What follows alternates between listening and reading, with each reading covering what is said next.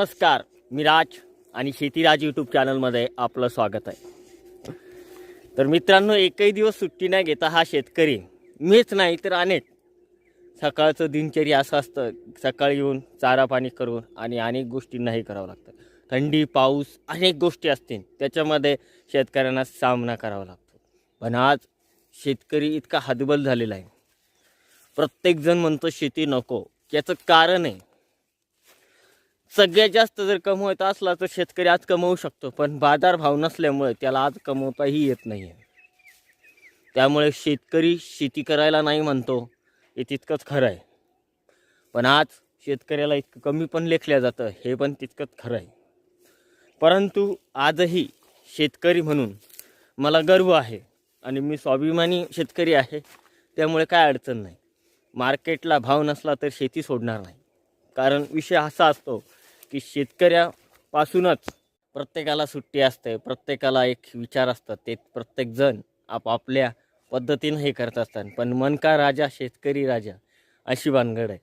त्यामुळे आम्हाला सुट्टी नसली तरी आम्ही आमच्या मनानं सुट्टी घेऊ शकतो. पण एकही दिवस खाडू न करता एकही शेतकरी राहू शकत नाही. त्याची मायभूमी म्हणजे शेती, त्या शेतीमध्ये त्याला यावंच लागतं. काही दिवसांपासून लक्षात आलं असेल तुम्हाला की सोनं इतकं स्वस्त होतं, म्हणजे जवळपास 50,000. पण आज ते सोनं, तसं हे काळं सोनं आजही गगनाला भिडलं आहे.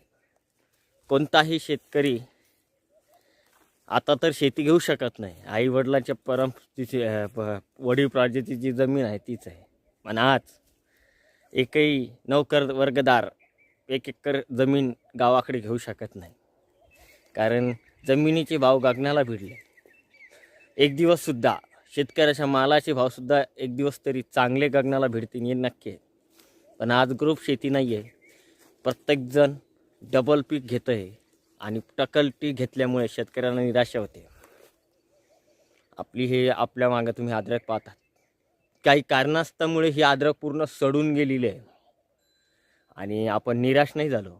त्यामध्ये पुन्हा मक्का टाकलेली आहे. म्हणजे पाठीमागं तुम्ही दिसतात मक्का. अशा आहे. एकही दिवस सुट्टी न घेता आपण शेती करतो, हे महत्त्वाचं आहे.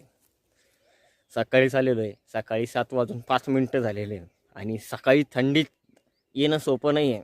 देशाचा जवान जसं आर्मी आपल्या देशाचं रक्षण करते, तसेच सकाळीच येऊन शेतकरीसुद्धा आपलं मायभूमीच्या मध्ये रमून जातो, काम करतो. त्यामध्ये त्याला थंडी जाणवत नाही, पाऊस जाणवत नाही आणि उन्हाळाही जाणवत नाही. सतत काम करणं आणि गर्व आहे मी शेतकरी असण्याचा.